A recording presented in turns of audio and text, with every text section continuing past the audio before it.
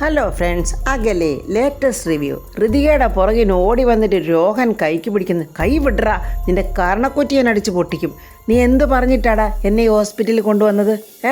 അതിന് ഋതിക എന്തിനാ ഇത്രയും ദേഷ്യപ്പെടുന്നത്? എടാ, നീ എൻ്റെ അനുവാദം ചോദിച്ചിട്ടാണോടാ? പറയടാ, എന്താടാ മിണ്ടാതെ നിൽക്കുന്നത്? വൃത്തികെട്ടവനെ, നിന്നോട് സംസാരിച്ചതോർത്തിട്ട് എനിക്ക് തന്നെ എന്നോട് അറപ്പ് തോന്നുക. എനിക്കിനി നിന്നോടൊന്നും സംസാരിക്കാനില്ല, ഞാൻ പോവുക. പെട്ടെന്ന് രോഹൻ വീണ്ടും ഋതിയുടെ കയ്യെ പിടിച്ചിട്ട്, നിക്ക്, ഞാൻ പറയുന്ന ഒന്ന് കേട്ടിട്ട് പോ, അതിനുശേഷം ഞാൻ ചെയ്ത തെറ്റാണോ ഇല്ലയോ എന്നൊന്ന് പറ. നീയേ കുറേ കാലം രാജുവിൻ്റെ വീട്ടിൽ അവൻ്റെ മുറിയിൽ തന്നെ അല്ലയോ കഴിഞ്ഞത്? അവനൊരാണും നീ ഒരു പെണ്ണും തന്നെ അല്ലയോ? അതുമാത്രമോ അല്ലല്ലോ, എല്ലാവരുടെയും മുന്നിലേ നിങ്ങൾ ഭാര്യയും ഭർത്താവും അല്ലയോ? പിന്നെ എന്തു ആകാമല്ലോ. എത്ര തവണ ഒന്നും സംഭവിച്ചിട്ടില്ലെന്ന് നീയും അവനും ആവർത്തിച്ച് പറഞ്ഞാലും അതൊക്കെ വെറും പച്ച കള്ളമല്ലെന്ന് എന്താ ഇത്ര ഉറപ്പ്? എല്ലാം ചെയ്തു കഴിഞ്ഞിട്ടേ നിങ്ങളിങ്ങനെ ഒന്നും ചെയ്തില്ല എന്നും പറഞ്ഞുകൊണ്ട് നടന്നാലേ അത് സത്യമാകില്ല. ഇനി സത്യമാകണമെങ്കിൽ അതിനൊരു തെളിവ് വേണം. അതിന് തന്നെയാ നിന്നെ ഞാൻ ഇങ്ങോട്ട് കൂട്ടിക്കൊണ്ട് വന്നത്. അത് തെളിയിക്കാതെ എൻ്റെ ഭാര്യയാകാൻ പറ്റുമെന്ന് നീ കരുതുകയേ വേണ്ട. എടാ, നിന്നോട് ആരെങ്കിലും പറഞ്ഞോടാ ഞാൻ നിൻ്റെ ഭാര്യയാകാൻ കൊതിച്ച് നടക്കുവാന്ന്? എനിക്കിതിൽ താല്പര്യമില്ലെന്ന് നിന്നോട് പറഞ്ഞതല്ലേ? നിന്റെ പറച്ചിൽ കേട്ടാൽ തോന്നുമല്ലോ ഞാൻ എന്നെ കെട്ടെന്നും പറഞ്ഞുകൊണ്ട് നിന്റെ പുറകെ നടക്കുമായിരുന്നെന്ന്. ഇപ്പം ഞാൻ നിന്നോട് പറയാം, ഇനി മേലാൽ നീ എൻ്റെ കണ്ണിന് മുൻപിൽ വന്നു പോയേക്കരുത്. എനിക്കറിയാം ഇതെങ്ങനെ തീർക്കണമെന്ന്. എൻ്റെ അച്ഛനെ ഇപ്പോഴും ജീവനോടെ തന്നെ ഉണ്ട്. എടി, നീ നിൻ്റെ അച്ഛനോട് ഇനി എന്ത് പറഞ്ഞാലും നിൻ്റെ അച്ഛൻ വിശ്വസിക്കത്തില്ല. അതിനുള്ള വഴിയൊക്കെ എനിക്കറിയാം. എടാ, നിന്നോട് ഞാൻ വീണ്ടും പറയുക, ഇനി മേലിൽ നീ എൻ്റെ മുന്നിൽ വന്നു പോയേക്കരുത് എന്നും പറഞ്ഞ് ഋതിക അവനെ ദേഷ്യത്തിൽ നോക്കിയിട്ടിങ്ങനെ നടന്നു വരുവാണ്. അപ്പോഴൊരു റൂമിൻ്റെ വാതക്കൽ നിന്നൊരു ശബ്ദം. ജയൻ രാജുവിനോട് പറയുന്നു, അളിയൻ താലി കെട്ടളിയാ, അളിയൻ ധൈര്യമായിട്ട് കല്യാണം കഴിക്ക്, അളിയൻ്റെ കൂടെ ഞാനുണ്ട്, ധൈര്യമായിട്ട് അങ്ങോട്ട് കെട്ടളിയാ, ആ മുഖത്തോട്ടൊന്ന് നോക്കളിയാ. അളിയ, ഇനി മറ്റൊന്നും ആലോചിക്കണ്ട, ഞാനാ അളിയനോട് പറയുന്നത്, മര്യാദയ്ക്ക് താലി കെട്ടളിയാ. ഇത് അങ്ങോട്ട് വന്ന് ഋതിക കാണുവാണ്. എന്ത് ചെയ്യണമെന്നറിയാതെ രാജു രമ്യയുടെയും ജയൻ്റെയും മുന്നിൽ നിന്നിങ്ങനെ പരുങ്ങുവാണ്. ഋതിക ചോദിക്കുക, എന്തുവാ ഇവിടെ? അവരാരും പ്രതീക്ഷിച്ചില്ല ആ സമയത്ത് ഋതിക അവിടെ എത്തുമെന്ന്. രമ്യയുടെ കയ്യിൽ നിന്ന് കാശ് വാങ്ങിയ ഡോക്ടറുടെ നിൽപ്പുണ്ടായിരുന്നു. കുട്ടി ആരാ? കുട്ടി പുറത്ത് നിൽക്കൂ എന്ന് ഡോക്ടർ പറയുമ്പോൾ ഋതിക രാജുവിനോട് സംസാരിക്കുന്നു. ഓ, അപ്പോൾ നിങ്ങൾ പരിചയക്കാരാണോ? ഡോക്ടർ ഋതികയോട് പറയുന്നു, രുക്മിണിക്ക് ഹാർട്ട് അറ്റാക്കാ, കുറച്ച് ക്രിട്ടിക്കലാ. അതുകൊണ്ട് അവരുടെ അന്ത്യാഭിലാഷമാണ് ഇവരുടെ കല്യാണം നടന്ന് കാണണമെന്ന്. അതുകൊണ്ട് കല്യാണം ഇവിടെ വെച്ച് നടത്താൻ ഞാൻ അനുവാദം കൊടുത്തതാ. രുക്മിണി വീണ്ടും തകർത്ത് അഭിനയിക്കുന്നുണ്ട്. ജയനും രമ്യയും ഇങ്ങനെ നോക്കുവാണ്, ഇനി എന്തെങ്കിലും പ്രശ്നം ഉണ്ടാകുമോ? രാജുവാണെങ്കിൽ പന്തം കണ്ട പെരിച്ചാഴിയെ പോലെ ഇങ്ങനെ നിൽക്കുവാണ്. രമ്യയുടെ നാടകം പൊളിയുമെന്ന് മനസ്സിലാക്കിയിട്ട് രമ്യ ഋതിയോട് ചൂടാകുവാണ്. നീ ഇപ്പോഴെന്തിനാ ഇങ്ങോട്ട് വന്നേ? ഇവിടുന്ന് ഒന്ന് ഇറങ്ങിപ്പോയേ. ഋതികയ്ക്ക് മനസ്സിലായി ഇതിലെന്തോ കള്ളത്തരം ഉണ്ടെന്ന്. ആഹാ, ഇതിങ്ങനെ വെറുതെ വിട്ടാൽ പറ്റത്തില്ലല്ലോ. ഋതിക പെട്ടെന്ന് ഡോക്ടറോട് പറയുന്നത്, എനിക്ക് 1 മിനിറ്റ് ഡോക്ടറോടൊന്ന് സംസാരിക്കണം, ഒന്ന് പുറത്തോട്ട് വരാവോ എന്നും പറഞ്ഞ് അവർ രണ്ടുപേരുടെ പുറത്തോട്ട് പോകുന്നുണ്ട്. എന്താ കുട്ടിക്ക് സംസാരിക്കാനുള്ളത്? ഡോക്ടർ, ഞാൻ മിനിസ്റ്റർ പ്രതാപ് വർമ്മയുടെ മകളാണ്. സത്യം മാത്രമേ ഡോക്ടർ എന്നോട് പറയാവുള്ളൂ. എന്താണ് ഇവിടെ സംഭവിച്ചിരിക്കുന്നത്? അത് ഞാൻ പറഞ്ഞതൊക്കെ സത്യമാ. ഋതിക പറയുക, ഡോക്ടറെ, എനിക്കിതിൽ നല്ല സംശയമുണ്ട്. ഞാനിപ്പോൾ വേറെ ഡോക്ടറെ കൊണ്ട് അവരെ ചെക്ക് ചെയ്യിപ്പിക്കും. ഡോക്ടർ പറഞ്ഞത് കള്ളമാണെന്ന് തെളിഞ്ഞാൽ പിന്നെ എന്താണ് സംഭവിക്കുന്നതെന്ന് ഞാൻ പറയണ്ടല്ലോ.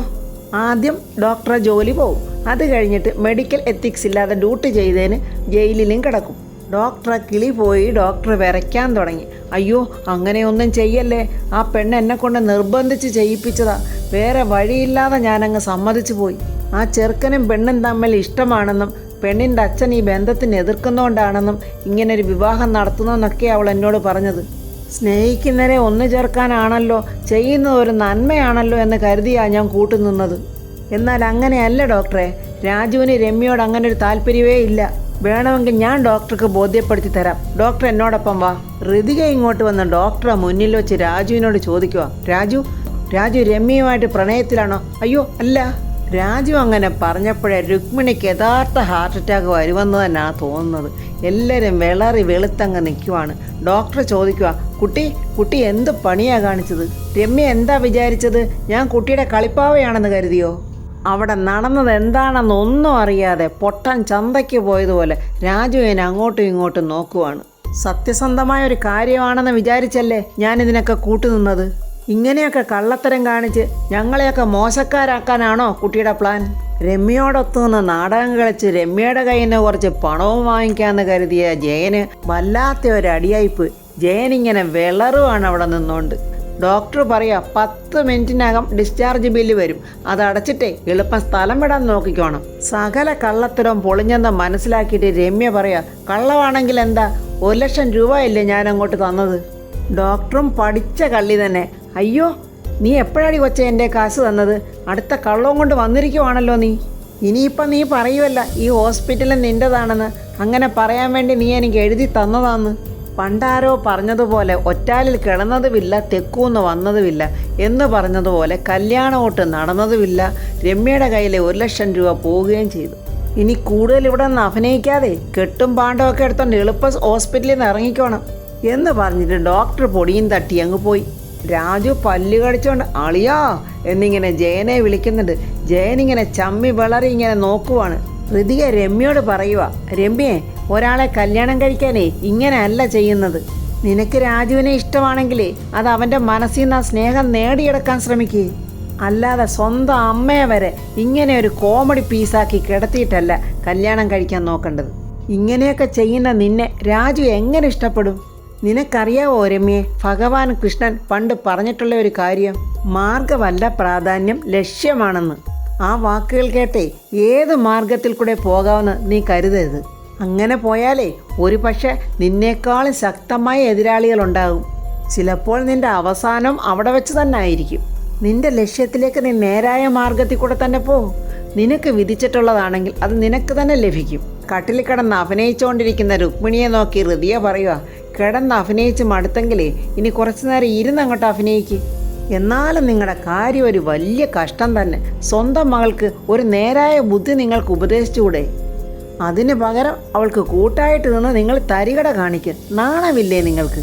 ഇനിയെങ്കിലും നന്നാകാൻ നോക്ക് നിങ്ങൾ എന്നും പറഞ്ഞിട്ട് മണ്ണും ചാരി നിന്നവൻ പെണ്ണും കൊണ്ടുപോയി എന്ന് പറഞ്ഞ പോലെ ഋതിക രാജുവിൻ്റെ കൈ പിടിച്ചുകൊണ്ട് വാ രാജു എന്നും പറഞ്ഞ് അവർ രണ്ടുപേരോടങ്ങ് പോവുകയാണ്. അത് കണ്ടിട്ട് അണ്ടികളഞ്ഞണ്ണാനെ പോലെ രമ്യയും ജയനും രുക്മിണിയും ഇങ്ങനെ നോക്കി നിൽക്കുവാണ്. അഭിനയം പൊളിഞ്ഞ എൻ്റെ ദേഷ്യം രമ്യ അങ്ങോട്ട് അമ്മയെ വഴക്ക് പറയാൻ തുടങ്ങി. നീ എന്തിനാ എന്നെ വഴക്ക് പറയുന്നത്? നിന്റെ വർത്തമാനം കേട്ടാൽ തോന്നുമല്ലോ എൻ്റെ അഭിനയം പൊളിഞ്ഞതുകൊണ്ടാണെന്ന്. ജയൻ പറയുക, ഇനി ഇതിൻ്റെ പേരും പറഞ്ഞ് കിടന്ന് വഴക്കിടണ്ട. ഇനി എന്താ ചെയ്യാൻ പറ്റുമെന്ന് ചിന്തിക്ക്. നമുക്ക് അവരവിടെ എത്തുന്നതിന് മുമ്പ് അവിടെ എത്താൻ നോക്കണം. 1 ലക്ഷം രൂപ പോയത് തന്നെ മിച്ചം. ഇതേതായാലും ആരുടെ ബുദ്ധിയായാലും സൂപ്പറായിപ്പോയി എന്നും പറഞ്ഞ് ജയനും അവിടുന്ന് പോവാണ്. ഋതിക രാജുവിൻ്റെ ബൈക്കിൻ്റെ പിന്നാടി ഇരുന്ന് ഇങ്ങനെ പോവാണ്. ആ ലേഡി ഡോക്ടർ ഋതികയോട് പറഞ്ഞത്, ഋതിക ആ ഹോസ്പിറ്റലിൽ നടന്ന കാര്യങ്ങളൊക്കെ ഓർത്തിങ്ങനെ കരയുവാണ്. രോഹൻ രാജുവിനെയും ഋതികയും ചേർത്ത് പറഞ്ഞതും എല്ലാവർക്കും ഓർത്തിട്ട് സഹിക്കാൻ പറ്റുന്നില്ല. ഋതിക പിന്നാടി ഇരുന്നുകൊണ്ട് രാജു രാജു എന്ന് വിളിക്കുന്നെങ്കിലും രാജു അതൊന്നും കേൾക്കുന്നില്ല. വീണ്ടും ഋതിക ഒച്ചത്തിൽ രാജു എന്ന് വിളിക്കുമ്പോഴാണ് രാജു ശ്രദ്ധിക്കുന്നത്. എന്താ മേഡം? അപ്പം നീ പൊട്ടനല്ല, ചെവി കേൾക്കൂ ഇല്ലേ? വണ്ടിയെ സൈഡിലോട്ടൊന്ന് ഒതുക്കിക്കേ. ഋതിക ദേഷ്യത്തിൽ രാജുവിനെ നോക്കുക. എന്താ മേഡം, എന്താ ഇങ്ങനെ നോക്കുന്നത്? എനിക്കെന്താ സംഭവിക്കുന്നതെന്നൊക്കെ രാജു അറിയുന്നുണ്ടോ? ഞാൻ എങ്ങനെയൊക്കെയാണ് നാണം കിടന്നതെന്ന് രാജു അറിയുന്നുണ്ടോ? മേഡം എന്തൊക്കെയായി പറയുന്നത്? എനിക്കൊന്നും മനസ്സിലാകുന്നില്ല. നീ ഒന്നും മനസ്സിലാക്കണ്ട. നീ ഒരു മണ്ടനെ പോലെ എൻ്റെ പുറകിനിങ്ങനെ ഒരു പ്രൊട്ടക്ഷനാകാൻ പറഞ്ഞ് നടന്നാൽ മതി. നിനക്കൊന്നും അറിയണ്ടല്ലോ, അതല്ലേ നിൻ്റെ ഇഷ്ടം. മേഡം എന്തായി പറയുന്നത്? ആ യൂസ്ലെസ് ദ്രോഹൻ എന്നെ ഹോസ്പിറ്റലിൽ കൊണ്ടുവന്നത് എന്തിനാണെന്ന് രാജുവിന് അറിയാവോ? അറിയില്ല മേഡം. എന്നാൽ അറിഞ്ഞോ എന്നും പറഞ്ഞ് ഋതിക ഉണ്ടായ സംഭവങ്ങളെല്ലാം രാജുവിനോട് പറയുവാണ്. രോഹൻ വളരെ മോശമായിട്ടാണ് ഋതികയോട് സംസാരിച്ചതെന്നും രാജുവും ഋതിയെ ഒന്നിച്ച് ജീവിച്ചതാണെന്നും എല്ലാം പറഞ്ഞെന്നൊക്കെ ഇങ്ങനെ ഋതിക പറയുവാണ്. അതൊക്കെ കേട്ടിട്ട് രാജു പറയുക, ഛേ ഇഡിയറ്റ്, ഇവനെയൊക്കെ എന്താ ചെയ്യേണ്ടത്? അല്ല, അവനെ കുറ്റം പറഞ്ഞിട്ട് എന്താ കാര്യം? ആർക്കും തോന്നാവുന്നൊരു സംശയം അവനും തോന്നി, അത്രേ ഉള്ളൂ. കല്യാണ നാടകം സെറ്റ് ചെയ്തപ്പോഴേ ഓർക്കണമായിരുന്നു ഇങ്ങനെയൊക്കെ വരുമെന്ന്. ഇപ്പോഴാണ് രാജുവിന് ബുദ്ധിയും സംസാരശേഷിയൊക്കെ വന്നത്. കുറച്ച് മുമ്പ് ഇതൊന്നും ഇല്ലായിരുന്നു, വെറും ഒരു മരപ്പാവ പോലെ നിൽക്കുമായിരുന്നു. മേഡം ഇങ്ങനെ ഓരോന്നൊക്കെ ചെയ്തു വെച്ചപ്പോൾ ഓർത്തില്ലേ ഇതിൻ്റെയൊക്കെ ആഫ്റ്റർ എഫക്റ്റ് ഇങ്ങനെ ആയിരിക്കുമെന്ന്? എന്താ രാജു എൻ്റെ മനസ്സിനെ കുത്തി നോവിക്കുവാണോ? അല്ല മേഡം, മേഡത്തിനൊരു അപമാനം വന്നതോട്ട് സഹിക്കാൻ വയ്യാതെ പറഞ്ഞു പോയതാ. ഇതിപ്പോൾ ജീവിതകാലം മുഴുവൻ ഈ പഴി ഞാൻ സഹിക്കേണ്ടി വരും. സാരമില്ല രാജു, എല്ലാം ഞാൻ സഹിച്ചോളാം. മേഡത്തിനെ വേദനിപ്പിക്കാൻ വേണ്ടി ഞാൻ പറഞ്ഞതല്ല. മേഡത്തിൻ്റെ മനസ്സൊന്ന് നൊന്താൽ ആ വേദന അനുഭവിക്കുന്ന ഞാനാ. എന്നിട്ടാണോടാ പൊട്ട ഈ കണ്ടില്ലെന്ന് നടിക്കുന്ന അവിടെ പ്രണയം. രോഹൻ എന്നോടാ കാണിച്ചതിലൊക്കെ എനിക്ക് വലിയ വിഷമമുണ്ടായിരുന്നു. എന്നാൽ ഇപ്പോഴെൻ്റെ വിഷമമൊക്കെ മാറി രാജു. എന്തായാലും ആ രമ്യ വിരിച്ച വലയിൽ നിന്ന് എന്നെ രക്ഷപ്പെടുത്തിയതിന് മേഡത്തിനൊരു സ്പെഷ്യൽ താങ്ക്സ്. അങ്ങനെയാണെങ്കിൽ ഏതെല്ലാം കുരുക്കുകളിൽ നിന്നാണ് രാജു എന്നെ രക്ഷിച്ചിട്ടുള്ളത്. അപ്പം ഞാനും ഒരുപാട് താങ്ക്സ് പറയണ്ടേ.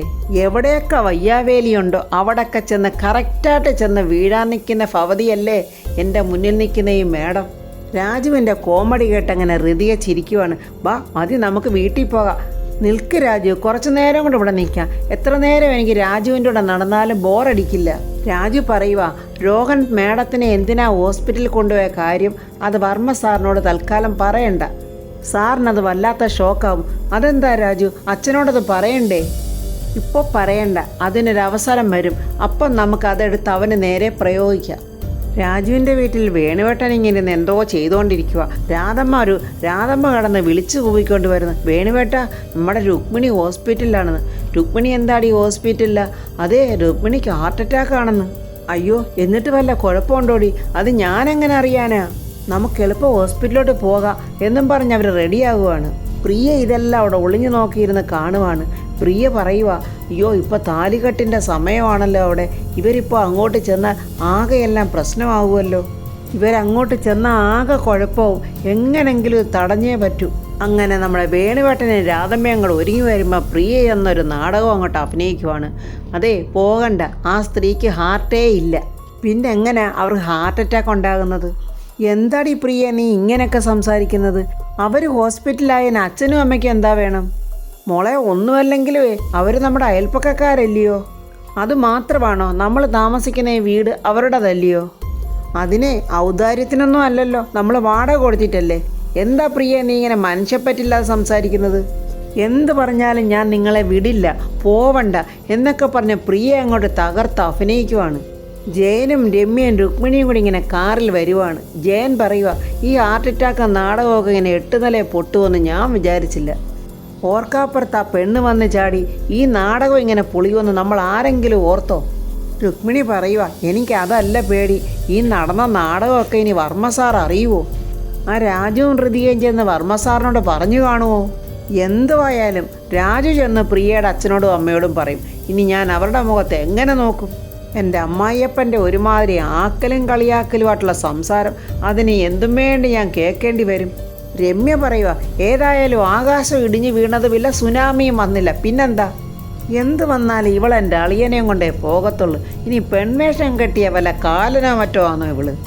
വേണുവേട്ടനെയും രാധമ്മയും ഹോസ്പിറ്റലിൽ വിടാതിരിക്കാൻ പ്രിയ എന്തൊക്കെ നാടകം നടത്താവോ അതൊക്കെ അവരുടെ മുന്നിൽ ഇങ്ങനെ അഭിനയിക്കുവാണ്.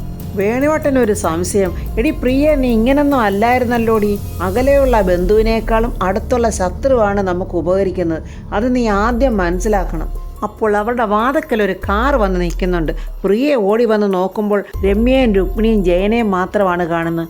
അയ്യോ, കല്യാണം നടന്നില്ലയോ? അപ്പോഴ് എന്താ അവിടെ സംഭവിച്ചത്? വേണുവേട്ടനും രാധമ്മയും നോക്കിയിട്ട് പറഞ്ഞു, എടി അത് രുക്മിണിയല്ലയോ നിൽക്കുന്നത്? രുക്മിണിയെ കൊണ്ട് അവരെല്ലാവരും രാജുവിൻ്റെ വീടിനകത്തോട്ട് വരുവാണ്. അയ്യോ, ഞങ്ങൾ ആശുപത്രിയിലോട്ട് വരാൻ ഒരുങ്ങുമായിരുന്നു. ജയൻ പറയാ, ഏതായാലും വരാതിരുന്നത് നന്നായി. രുക്മിണിക്ക് എന്തോ പ്രോബ്ലം ഉണ്ടെന്ന് പറഞ്ഞ് ഉടനെ ജയൻ പറയുക, അല്ല രുക്മിണി ചേച്ചിക്ക് ഹാർട്ട് അറ്റാക്ക് ഒന്നും ഇല്ലായിരുന്നു, പിന്നെ ഒരു ഗ്യാസ് ആയിരുന്നു. രമ്യ പറയുക, ഒരു ഇഞ്ചക്ഷൻ എടുത്തപ്പോൾ അതങ്ങ് മാറി. അയ്യോ, ഞാനങ്ങ് പേടിച്ചു പോയായിരുന്നു. തട്ടിപ്പോവെന്നാണ് ഞാൻ കരുതിയത്. രുക്മിണി ഇവിടെയും അഭിനയിക്കുവാണ്. മരണത്തിലൊന്നും എനിക്ക് യാതൊരു പേടിയില്ല, പക്ഷേ ഞാൻ പേടിച്ച്. ഇന്ന് 2 പേർക്ക് ഞാൻ പലിശയ്ക്ക് കാശ് കൊടുത്തിരുന്നു. അവരുടെ പേരൊന്നും ഞാൻ ബുക്കിലും എഴുതിയില്ല. ജയൻ പതുക്കെ പ്രിയയുടെ ചെവിയിൽ ചോദിക്കുന്നു, രാജു ഇങ്ങോട്ടെങ്ങാനും വന്നായിരുന്നോ? ഇല്ല. പ്രിയ അങ്ങനെ പറഞ്ഞ് തീരുന്നതിന് മുമ്പ് തന്നെ ദാണ്ട് നമ്മുടെ രാജു ബൈക്കിൽ അവിടെ എത്തിക്കഴിഞ്ഞു. അപ്പോൾ ഫ്രണ്ട്സ്, ഇനി അവിടെ നടക്കാൻ പോകുന്ന കഥകളൊക്കെ പറയാതെ തന്നെ നമുക്ക് ഊഹിക്കാവുന്നതാണല്ലോ. രമ്യയുടെയും രുക്മിണിയുടെയും ജയൻ്റെയൊക്കെ നാടകം പൊളിഞ്ഞതിൻ്റെയും രോഹൻ തട്ടിപ്പ് നടത്തിയതിൻ്റെയും എല്ലാം റിവ്യൂവുമായി നമുക്ക് നാളെ കാണാം. എൻ്റെ ഈ റിവ്യൂ ഇഷ്ടപ്പെട്ടാൽ ലൈക്കും കമൻസും, സബ്സ്ക്രൈബ് ചെയ്യാത്തവർ സബ്സ്ക്രൈബ് ചെയ്യണേ.